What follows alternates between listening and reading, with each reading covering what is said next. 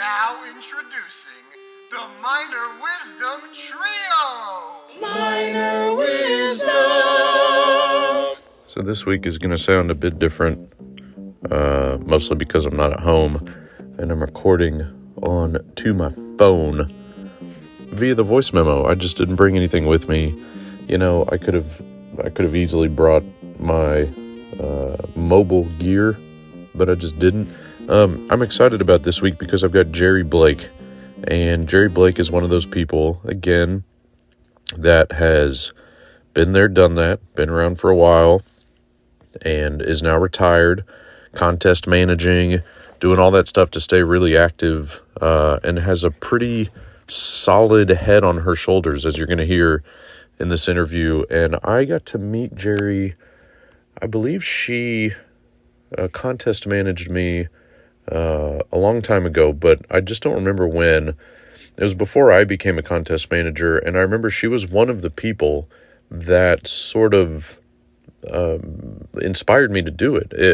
I really liked the way she ran a contest. I enjoyed her interaction with the students. It wasn't, similar to like a Jay Thomas.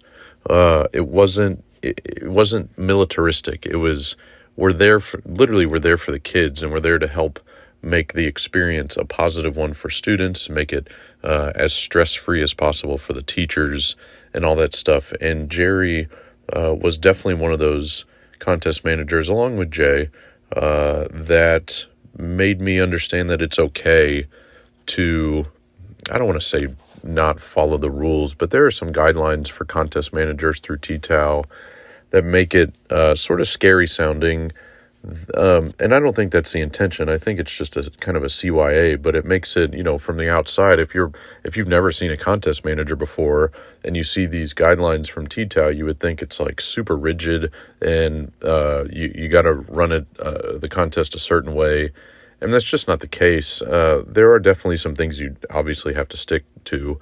And we don't need to go into that. That's a whole conversation. But Jerry and Jay, Jerry being the first one, were the ones that kind of allowed me permission, just in my mind, to, if you're going to be a contest manager, you can be a little relaxed and make sure that the kids are not freaking out so bad that their show suffers, because I think that's kind of the fear a lot of the times.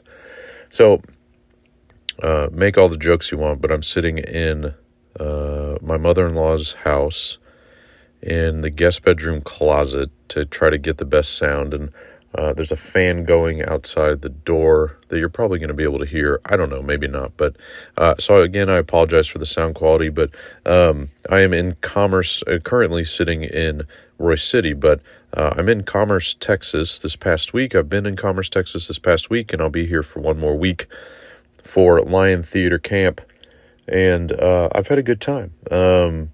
I would love to tell you that that's been my experience the entire time at Commerce, but this camp has been an absolute blast. And I've actually really, really enjoyed doing what I've been doing, which is set design and scene shop person, scene shop foreman, building everything with a current student. He's, I think, like a fifth-year senior, so he's not young by any means when it comes to being a student. He's not a middle schooler or anything. But and so we've knocked out a lot.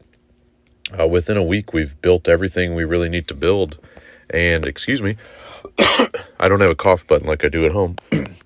But we've built a whole slew of stuff for 2 different shows, and a 12th night that takes place on a beach, and then a show that was written by the director who's directing it, which is completely unheard of in Texas. Am I right? Just kidding. That's tongue in cheek. But and her show's a little more realistic in that it's modern and tables and chairs and things like that. But I had to build a table today. We did use some UIL scenery that we painted so that it doesn't look like UIL scenery. But it's been a whole lot of fun, and I've got to credit Stephen Bogard, who I worked with at the John Cooper School, and is easily the best carpenter I have ever either gotten to work with or just witness his work. I mean, he is without a doubt the best carpenter probably in America. He's just, it's phenomenal work that he does. But I digress. He taught me a lot while I was at Cooper, because I don't fancy myself a master carpenter by any means. Can I do things? Can I build things? Can I come up with stuff?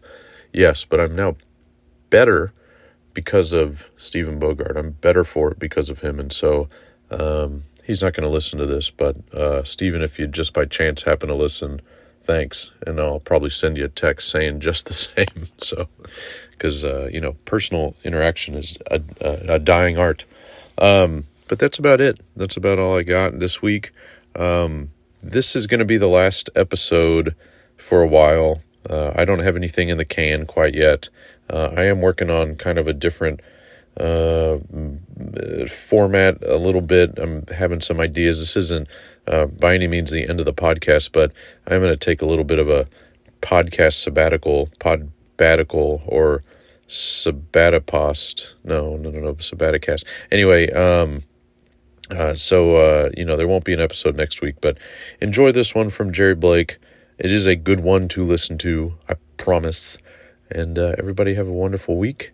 And some people are going back to school, so have fun with that. All right, holla back. I started the University of Texas in 1972 is when I graduated.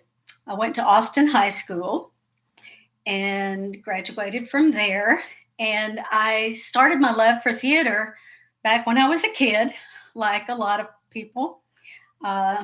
That imagination that you have as a child has stayed with me all my life, and I'm grateful for that.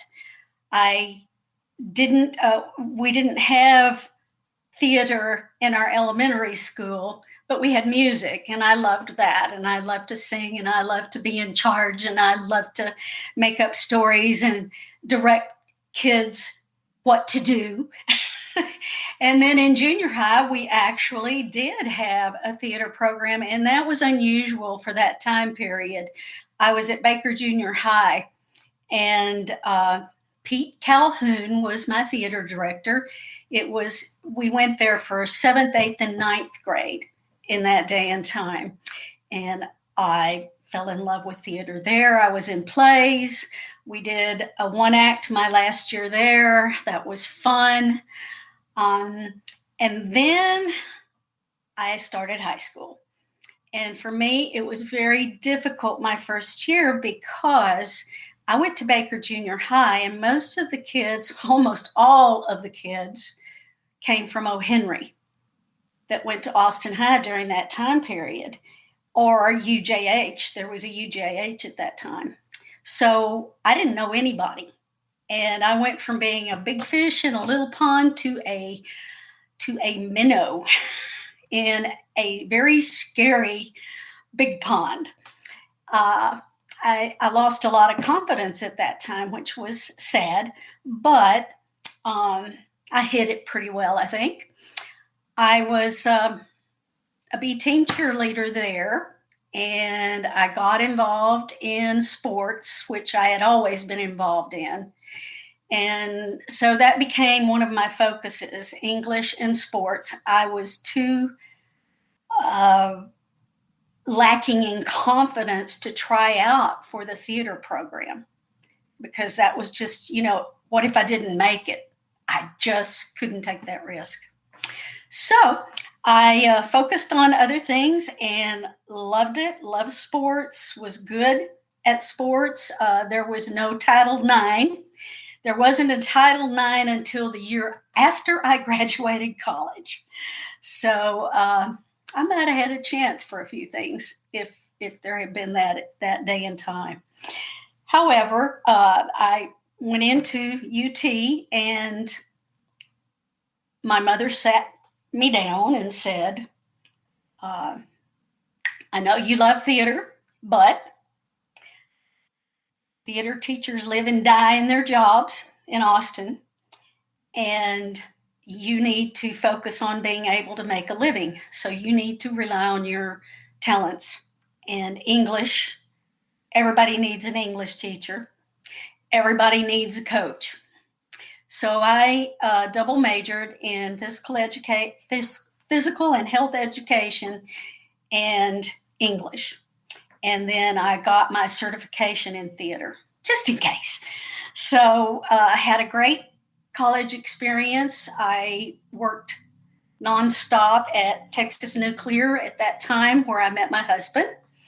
And I graduated in 72 and got a job. My first teaching job was at Kyle Middle School in Hayes Consolidated. And there I had a variety of classes, which were fun. I taught girls physical education. I taught one theater class, one speech class, one health class, and I had an all-boys science class. And we did practical science in that class. And then after that year, and I coached basketball and track.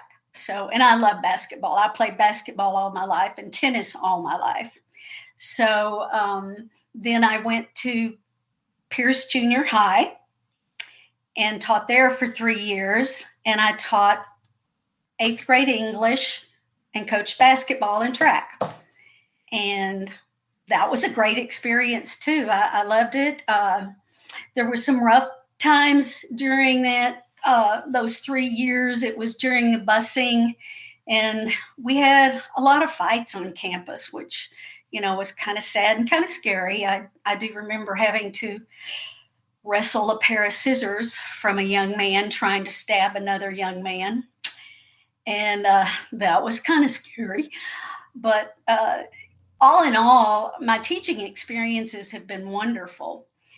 And then I decided to travel with my husband a little bit. And so I did a year of substitute teaching. And then I got bored and wanted to go back. But at that moment, we had the opportunity to buy some land out in the country, right outside the Austin city limits, but still in the ETJ. And so we decided to build a house. Well, we had never built anything other than a bird feeder and a spice rack, but my husband is a nuclear physicist and engineering, and he designed our house. He based it on a home from California that he read a book called The Pole Frame House. And we, with the help of family and friends, we built a house on our own with our own 2 hands. And I was so proud of that accomplishment, and so was Ken. And it took us about a year, I guess, to build it. But it took us about 18 months to get moved in. First we built a little 1-room cabin. So we were on this property out in the middle of nowhere. We were surrounded by bird preserves and Balcones Canyon land. And so I guess at about a year, we got it roofed on the 4th of July. I remember that because we were blistered like crazy. And then we moved in to 1 bedroom with a window unit to keep us cool. And then we decided, well, let's start a family. So we did. Well, lo and behold, we were still in that cabin when our oldest son was born. And that was quite an adventure. My life there was 40-something years before we moved out here to Lago Vista. So we built the house with, like I said, with family and friends who helped us. And then my husband kind of changed his career a little bit and did a lot of traveling all over the world. And then he set up a company in Holland. And so then we had another child 10 years later. So I stayed home for those 10 years and loved it every minute. The wildlife, birds, mountain lion, bobcats, rabbits, wild turkeys who would climb in the water fountain that we made for all the birds. And I got to see a lot of amazing acts in nature. And so did my boys. It was a fabulous place to raise two guys, and they loved it out there. Every once in a while, they'd say, "Well, why can't we move where there's neighbors?" And I'd say, "So you don't want to build a campfire in the front yard anymore, and you don't want to hike through the woods anymore?" And they were like, "Never mind." So that was my story. In the meantime, my oldest son, as he was growing up, he went into Linda Major at Leander High School into her theater program. I actually met her when he was in kindergarten because I sent him to theater camp, and she was hosting it at her school, and I just thought she was amazing, and she was so good with the children. And over the years, we became friends. And when Josh went into high school, her daughter was the same age as Josh. And so they went through her program together at Leander High School. And I became one of her drama mamas and helped, procure costuming, money, with other parents, help paint on sets, things like that. I just loved it. And so I can't remember what year it was, 95 maybe. I got a call from Linda Major saying, "Jerry, there's going to be an opening for high school physical education, but the principal said it could lead to a theater teaching position." And I was like, "I want it." So my husband was in Holland at the time, and we talked, and I said, "I really want to do this." And he said, "I really want to retire." So he did. And I got the opportunity to go to Leander High School, and I had boys PE, girls PE, English, and one theater class. And I just went to school with a smile on my face every day. I really enjoyed it. I enjoyed all those classes. Boys PE was probably the roughest because I would have to, I was there with another coach, a male coach, and he would take the guys that wanted to just stay, we called them the PE warriors, and they would stay inside in the gym and play basketball or sit in the bleachers. And I would take all the guys that wanted to play soccer outside because I had coached my youngest son's soccer team for 4 or 5 years. And I played soccer at UT as well. So anyway, loved that. That was interesting. And then the next year, I got 2 theater classes. And then the third year, it was this kind of the same schedule. I didn't have boys PE anymore or girls PE.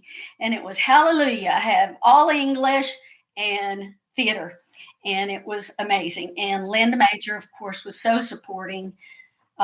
Before I got that job, I had asked her if I could observe her in some of her classes to see how she approached it, because I got my teacher certification through the University of Texas. I went through the education program, but I wanted to see what she did, because to me, she worked magic. So, some teachers, they don't want people in observing them. But she was so gracious and so welcoming and just opened her arms. And I would go in and sit through a class or two, once a week, twice a week, something like that. And got some ideas of what kind of a teacher I wanted to be in theater, because that's what I wanted to do eventually. And so when Cedar Park High School opened, the tech director from Leander High School, Kate Seamers, went there, and he left after that first year. And I'd already been hired to work with him by Ron Lefevers, the principal, for the year 2000 or 2001, I think was the second year it was open. And we started with freshmen and sophomores. So the year I was coming in, we had sophomores, juniors. And then, since he left, Linda called and said, Cade's leaving. You need to go in and get the job. And I was like, oh, okay. So I called and made an appointment with my principal, and I said, hey, I want this job. I want to be the director. And he took a leap of faith and hired me. And the rest is history. I absolutely am so fortunate to have a job that I loved. Like I said, I went to school with a smile on my face and taught there for 16 plus years. And then I decided it was time for me to retire. And after I retired, Linda and I were approached by a former parent of mine who was a business woman, and she wanted to start a community theater out in Cedar Park because we don't have anything, and people had to drive to Austin. So I was like, yeah, let's do this. So we did, and we started our program at the Veterans Memorial Amphitheater at that park, and we were able to produce, I directed Midsummer Night's Dream, and Paul Davis, whom I know you know, he designed my set for me. I sent him pictures of the amphitheater, and he designed the set for me. And then I had a dad who was fabulous, and he created everything for us. And then it was great. It was a big hit. We had so many people by the last night. It was so exciting because we had no idea if anybody would show up. You know, we're putting on a show. Is anybody going to show? And they did. And it was all free. We just took donations, and we got enough to pay for royalties for Linda to do a children's musical the next summer. And then I did Stone Soup, the musical, the following summer, and then COVID hit. And that was difficult. So, of course, we couldn't do anything. And then the following year, when we came back and tried to do a show, nobody was coming. And we had no money, and we were paying for a rental space that we couldn't afford. So sadly, we had to close the doors. But I've been contest managing since I was still teaching when I started contest managing. And then, of course, you can't judge until you retire. And so I started judging as well. And I love them both. When I was at Cedar Park High School, we had a couple of scary contest managers. And being new at it, I was really afraid of breaking rules and getting disqualified for flowers on the stage or something like that. And after we had a couple of scary ones, then we had some really nice contest managers. And I was like, okay, someday when I retire, I'm going to do this, and I'm going to be the one to help the students and the directors so that they're not panicky. And that's what I enjoy. I really enjoy working with the students. And when I've been invited back to the same schools and the same contests, then I get to know the teachers, and I can help them even more. So my time at Cedar Park High School was fabulous. I did over 120 productions. We always did a black box musical and a main stage big musical, and then one act, and then class productions, selected shorts. I started a musical theater class, and we would go to the elementary schools and perform, and then we'd have a Broadway showcase at our school in the black box. I love my black box. I loved performing in there. I liked directing in there. It was fun. We did Little Shop of Horrors in there. And we had my tape director at the time, she built a brownstone. And the orchestra sat inside the brownstone. And oh, it was just really clever. The set was just fabulous, and it rotated, and we had a saxophone player playing under the street light, and just it was. I loved the creativity of all the shows. One act with its quirks and musicals, and regular plays in the black box that we did. Just fun times, lots of fun shows. I had fabulous students. They were good people, they were kind people, and they were smart. And my teaching, I think, became more the Socratic method with my students. And what I finally decided, and I heard another director say this, and I was like, that's the way I need to grow, is to be a guide on the side and not the sage on the stage. And I kind of made that my motto, and I went to TX Theater Fest. I went to all of them and went to all types of workshops, not just acting. I wanted to learn about lighting. I wanted to learn about sound. I wanted to learn about creating costumes and things like that, and makeup. And so every opportunity that I had to learn, I did. And I slept with that one act rule book by my bed until I knew it all, or I thought I did. So my high school experience teaching was fabulous. And now judging and contest managing, I just love it. And it keeps me involved, and it gives me an opportunity to help others and mentor others. And I'm invited back to several different districts fairly consistently. And I appreciate that. I appreciate the opportunities I have been given in my career. And I am just grateful that I got to do a job that I love. Yeah. Because so many people don't. Man. Oh, I also got to go to London. I got a scholarship through the English speaking union. I interviewed for a scholarship to go and study at the Globe for 3 weeks.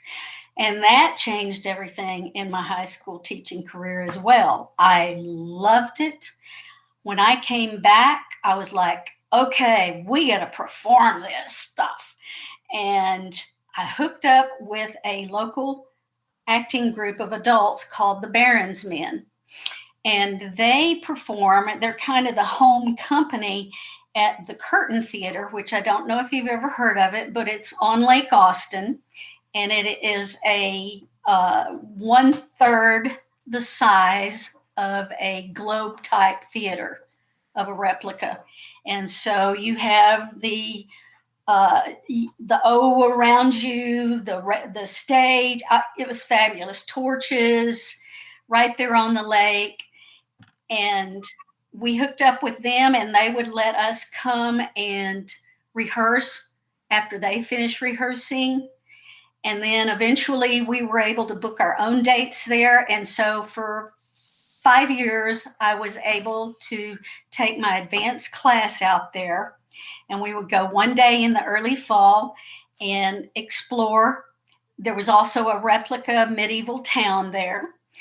This was all built by the very famous gamer Richard Garriott, who made his fortune in the gaming world and also made a name for himself. He went to space in a Russian spaceship.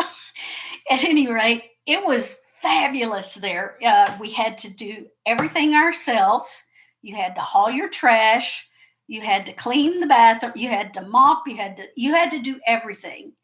You had to be totally independent and taking care of things yourself.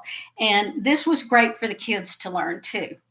And they loved it out there. I think this was my advanced class's favorite thing to do the whole year, even over one act. They love performing out there. So we did that for 4 years. And we always had huge audiences. And, we had the groundlings, we had people up high. That was so much fun. And I learned a lot about how to direct on that type of stage. The kids learned how to act on that type of stage. And it helped them, a lot of them who went into acting in college. The fact that they had that experience, I know one particular student emailed me and said, because we did Shakespeare like we did, I placed out and was able to be in a Shakespeare class, whereas they never let freshmen do that. So she was like, bravo, thank you for that. So, getting those responses from your students, no matter what you taught them, is so rewarding as well. And I always told my parents every open house night, I am not here to make your child a famous actor or a famous director or a famous anything in theater. I'm here to teach them life skills and a love and appreciation for theater. And I think that allayed a lot of fears for a lot of parents. Because sometimes, they don't want their kids going into theater. They think it's frivolous, or what are they going to do with it? Well, there's a lot they're going to do with it. And that's what I would explain to them, is that they are going to have life skills that will hold them in good stead for the rest of their lives. And that is my goal. And so I guess that's it. Yeah. Yeah. All I got out of that was that you played soccer at UT. Well, you I glossed over that real fast. I had to play every sport at UT. You had to take all these sports for no credit. Yeah. So I had as much English credit as I did physical education. But no, tennis was the love of my life. Okay. I played tennis from the time I was about 12 years old until I was about 58, something like that. What do you think of pickleball? Well, I was going to learn how to play it. And the friend of mine out here blew out her knees and had to have knee replacement. So she was going to teach me how to do it. And I thought, I could do that. Yeah. I could still do that. I got bad knees now, but I could do that. And that would be fun. I like to play golf. I have played golf since probably college. Yeah, right. Since college as well. My husband and I both played, but we haven't in a long time. So, yeah. Yeah.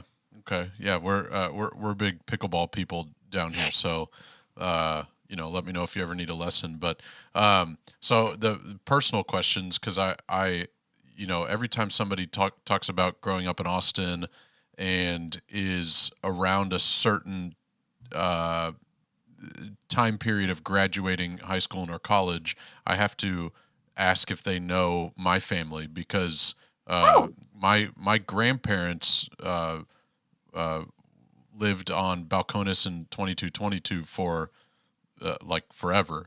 And so when you said Balcones, now I know Balcones is not, the street is not always like what you described as far as the land area. It's not all the same, but I have to throw it out there to see if you knew John. You probably didn't. John and Ruth Miner, but they were, old Jews, very active in the Austin community. But my grandfather John was very active also with like the local government and all that kind of stuff. So, oh wow! But anyway, no, I didn't. I didn't know them.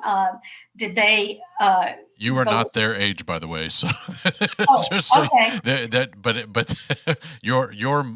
I don't want to age you, but you're younger. You're a little younger than my father. But he, Carrie Miner. But anyway, that's just. I got to throw that out there and ask, and you never know who knows who in the Austin area. So, but yeah, it was a small community, and it's no longer. But yeah. And after that first scary year as a sophomore in high school, I met so many people through drill team and sports, and Ben Crenshaw was an up and coming golfer at that Yeah. time. He was in high school, and we would watch him play. And Don Baylor Yeah. was a senior there at Austin High when I was a sophomore. And so, I got to know a lot of those people Yeah. around there. And then being right there at the Capitol. Yeah. So, you mentioned a lot about being a coach and stuff. As a male teacher, no matter what you teach, you're typically called coach, right? So like I was always called coach, even though I was just a theater teacher. I was always called coach, and my go-to response was that I'm a life coach, right? So, but I'm not an athletic coach. So when you were coaching and also teaching theater, I'm assuming you were coaching your theater students as well, at least a handful of them. Yes. So would they call you coach, or would they, what would they Yes. call you? Okay. Yes. That's They funny. did call me coach. And you know what? There's a lot of transference from sports, team sports, Right. well, even individual sports Right. to theater. Right. And that team component really holds true for both. And we were always a team in theater and in the teams that I coached. Right.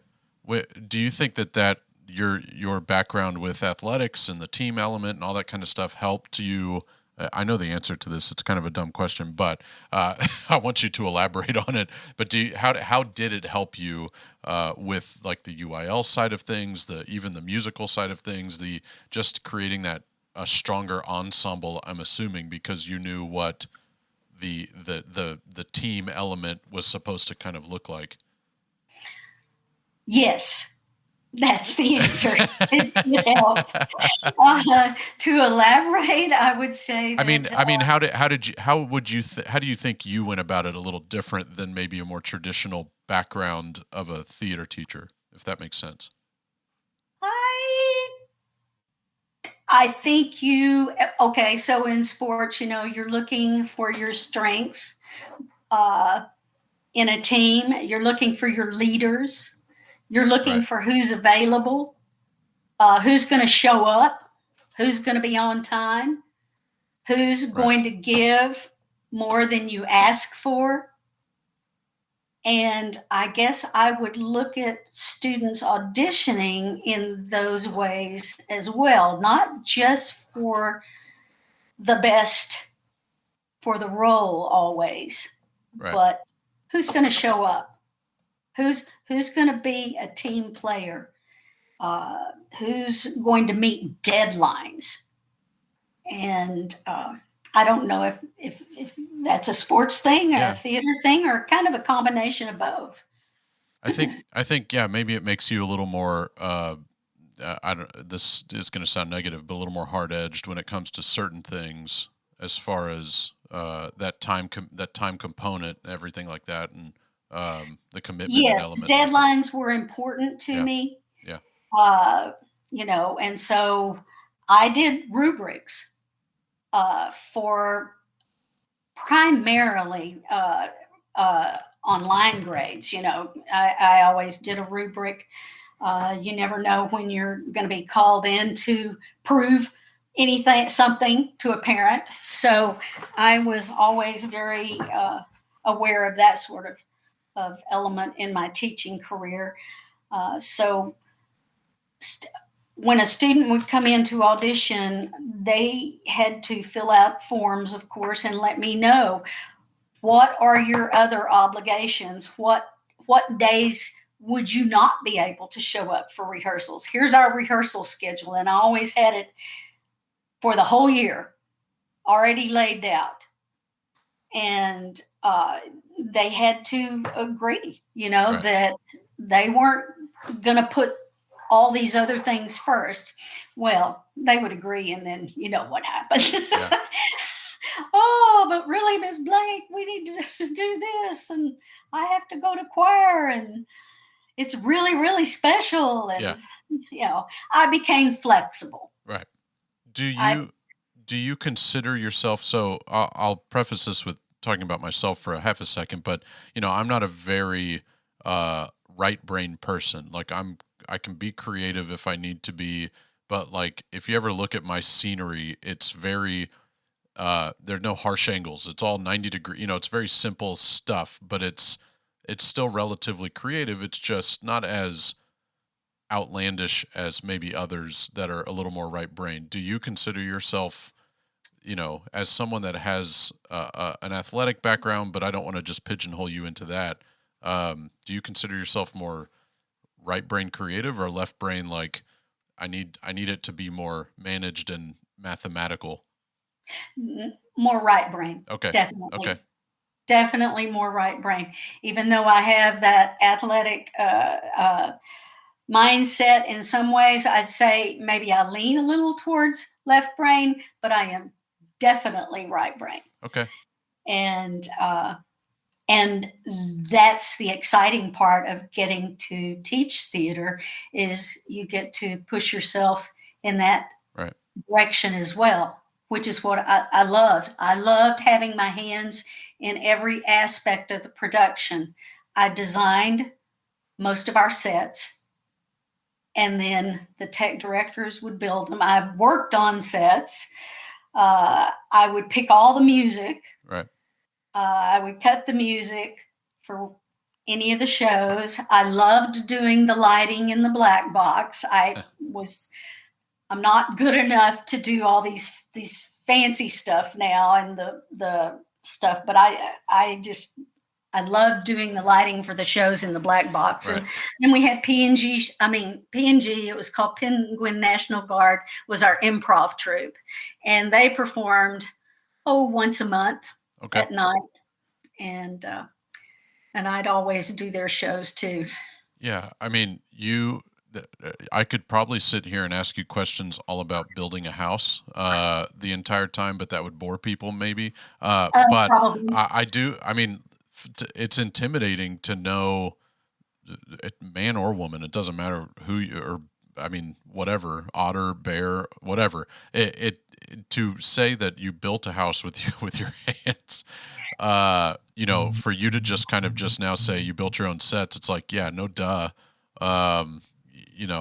What I've got to know what type of patience you must have to be able to build your own house, and then how that translates to being able to just I'm assuming it means that you know how to sort of get relaxed and what's the word? De-escalate your own self when you're in a stressful situation. Is that kind of true, or is that I just feel like they kind of go hand in hand? You know what I mean? Does that make sense? Yes. I have always been, if presented with an intense situation or somebody quit, I had a tech director leave at Christmas, and we were doing the Pirates of Penzance, and I had no set.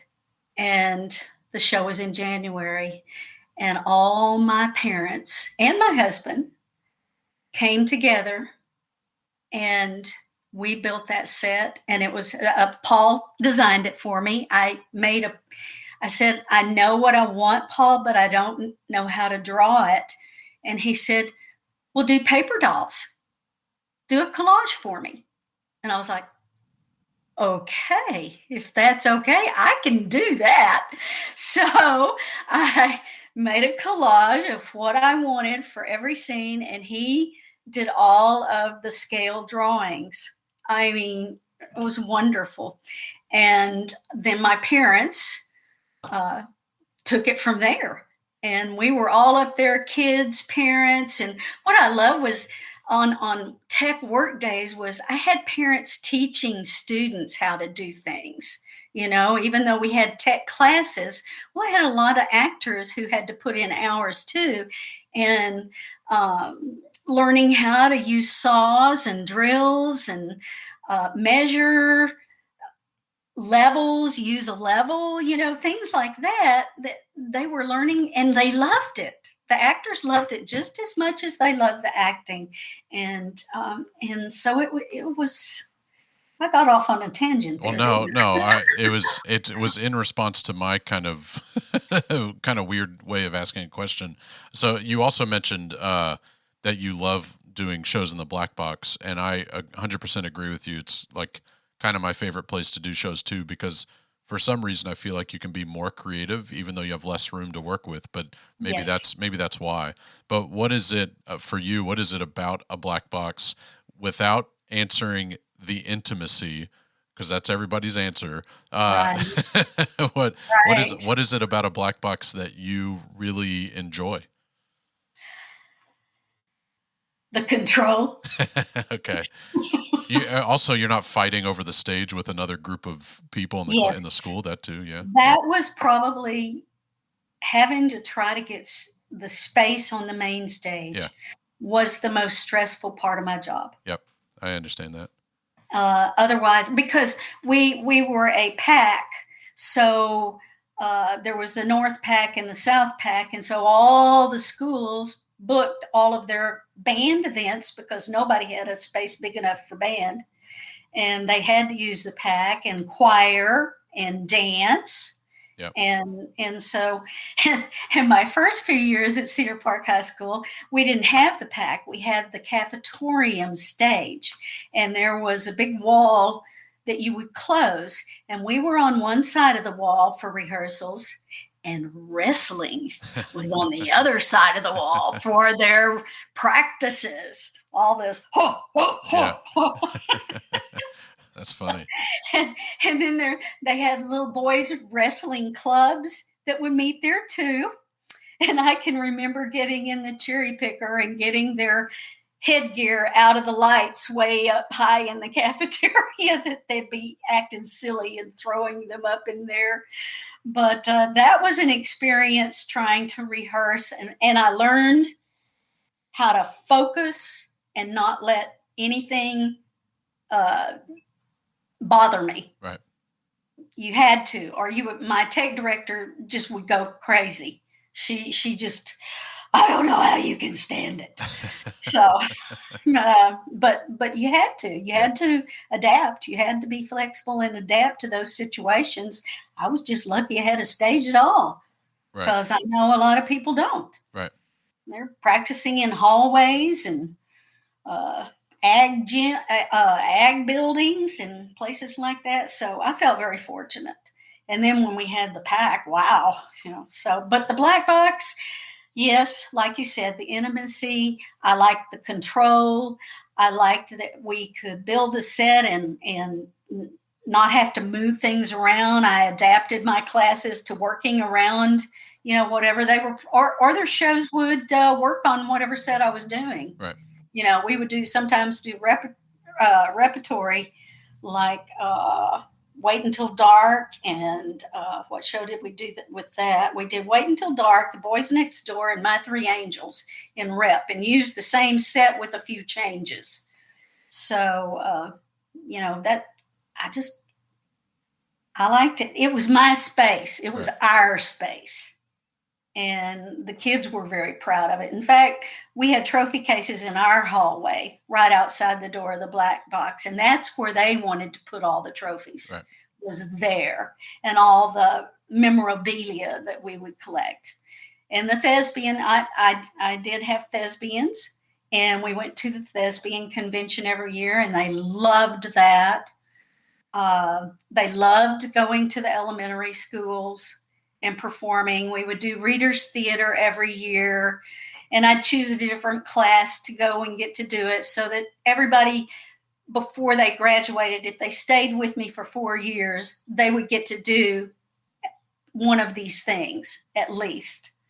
So, yeah. Yeah, that's cool.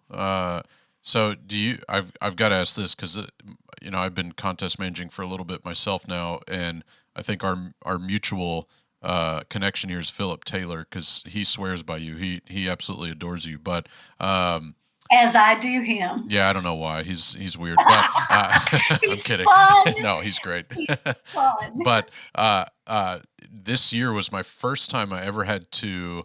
I think I've been doing it now five years. I think this was my fifth year.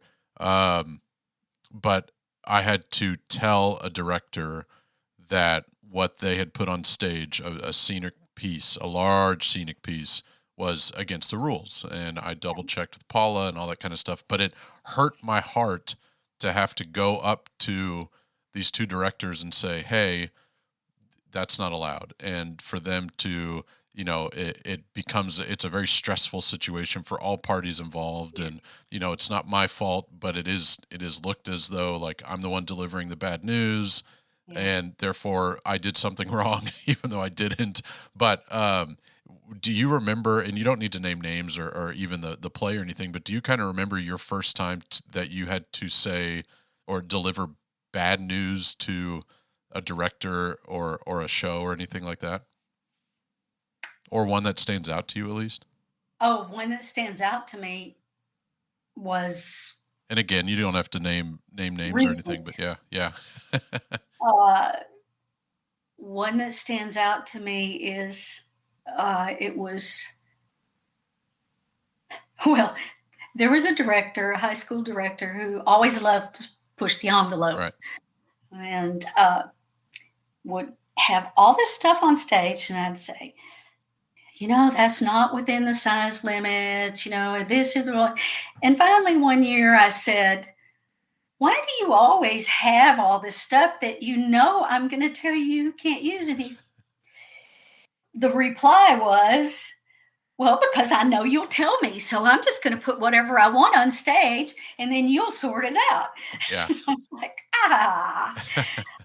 I've had some experiences that were difficult, and had to call Paula and beg a little, and say, well, they really need to use this with wheels. Right. It was middle school. Okay. And they didn't know any better, even though, they didn't put it in their description online that it had wheels.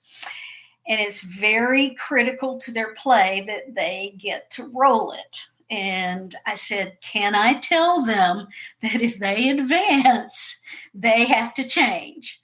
And she allowed me to do that. Right. And that's what I love about her is she's somewhat flexible, and, you're helping them grow. And so many of the middle school teachers just feel overwhelmed by one act. Right. And a lot of directors, I would say the biggest issue I have is them meeting deadlines that I give them. Right. Understood. The 10-day deadline. Yeah. Yeah. And I remind and I remind and I remind, and I send out reminders for all the deadlines that I give them. And still some people just can't seem to get it done. And they don't seem to understand that I can't finish my job. Right. Until, and if I'm doing their program, which I don't do it very often anymore, but I do it for Philip Taylor right. Schools, then I need that information, because then I've got to get it to somebody who's going to print it out, and they have a deadline. And, I think teachers just don't always realize that. Right. And certainly being on this side of the one act has opened my eyes to a lot of things as well. I love helping them. I give them my home number. I tell them they can call me anytime. They can email me anytime. They can text me anytime. Yeah. And it's a fun job too, because I can do it whenever I want to. I can do all the paperwork because I'm retired. I can do it at my leisure. And so I try to keep everything, organized and reminders done. Right. So that to make their opportunities and their experiences painless as possible. And I feel like I do a good job with that. Yeah. And I enjoy that. I enjoy judging too, and giving critiques, because there again, you're helping people learn, and you're giving them suggestions, you're giving them ideas. And as a contest manager, like you said, when you had to tell them that, well, then y'all have to kind of problem solve together. What are we going to do? And everybody working together can come up with something, with an idea to help things or make things change. I mean, we've gone and gotten tools out of the shop before and sawed down something to make it fit. Yep. Or they'll take it off to their dressing room. But it usually they're very grateful for the help. And I like it's changed so much over the years. You're not there to get them. Right. Exactly. You're there to help them and to help them solve any problems and to allay any of their fears with respect to what they need to do. Right. And when they need to do it and how to be with their kids, because you want them to not, freak out in front of the kids over anything. Yep. So I always do try to take them off to the side and say, I noticed, or you don't have your paperwork here. What, I need it by tomorrow. Things like that. So contest managing, I've learned a lot about the process, and I have tried to synthesize it and get it down to its core. And every year I make changes in how I approach things with the directors. And I think I'm getting better as I keep going. Yeah. That's how it's supposed to work. Yeah. So Yeah. I've got two more things for you, and then I'm going to get you out of here. But before I hit record, you mentioned that you love plants. So I'm going to ask you a fun question, and then I'm going to ask you more of my traditional wrap up question. But what is your favorite plant and why? What type of plant? I don't mean like what specific, like. Oh. Flowers. Just flower. Okay. Flowers. Sounds like my wife. I love where we lived in the country. You couldn't have a yard. Right. I couldn't have plants and things like that because the deer would eat them all. They'd even come up on the deck. Right. And eat some of my pot plants that I had up there. And so I have pots all over, and not pot plants. Yeah. But right. I know what pots with plants. Yeah. Yeah, sure. Yeah.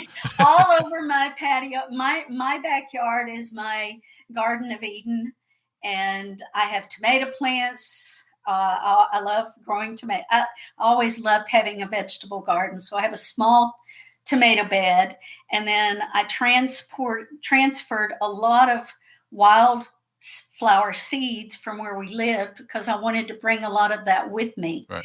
And so I have a lot of flower beds with wildflowers and then tame flowers and a mountain laurel, and anything having to do with plants. In fact, I get out there every day. Yeah. Every morning I'm watering and deadheading and every year I try new plants. So the Prince of Nile Okay. is a beautiful plant. So I'd have to say it is probably one of my favorites. All right. Yeah. That's fair. So the last question I'm going to ask you, you mentioned at the very, very beginning your kind of entrance to education, that you had this class, that class, and this, all these different preps, right? A ton of different preps. So now that you are done and finished with that side, with the classroom, I like to tell people I'm not out of education, I'm out of the classroom. They're two different things, right? Oh, I like the way you said that. Yeah. Yes. So, so now that you're out of the classroom, what is something that you would love to tell first year Jerry, some advice that you would tell yourself from your first year of teaching, or now to the first year teacher, to kind of calm you down and get you through the first year or two of doing all these different types of classes, including boys PE. But what is some advice that the experienced Jerry would love to tell new teacher, rookie Jerry? Greet your students at the door. Okay. Be in the hallway. Have a smile on your face because you can change their day. Enjoy your students. Find something to love about even the most difficult student. And listen to them. And I think that will help you enjoy that first year instead of being overwhelmed by everything. If you focus on enjoying the relationship that you have with your colleagues and your admin and your students and your parents, that will help you a lot through the first year. And if you have those relationships, a lot is forgiven. So you make mistakes or you don't know how to do something, but a lot is forgiven if you develop those relationships. And that's kind of how I feel like too, as a contest manager and judging and being a clinician. So yeah, that's what I tell them.